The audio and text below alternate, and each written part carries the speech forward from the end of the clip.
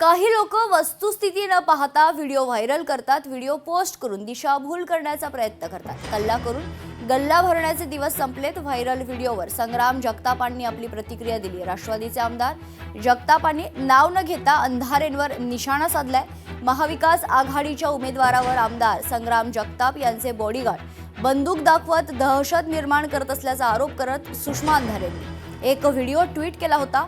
त्या व्हायरल व्हिडिओवरच आमदार जगतापांनी प्रतिक्रिया दिली आहे।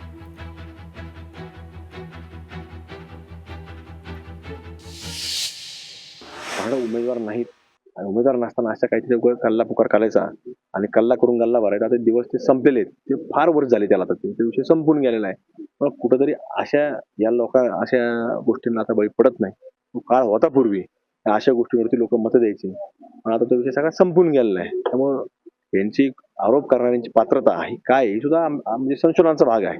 तर मला वाटतं त्याच्यामध्ये काय ते पोलीस स्वतः ते कर्मचारी असतात, त्यांना वरिष्ठ आहेत, त्यांना विचारणारे आहेत।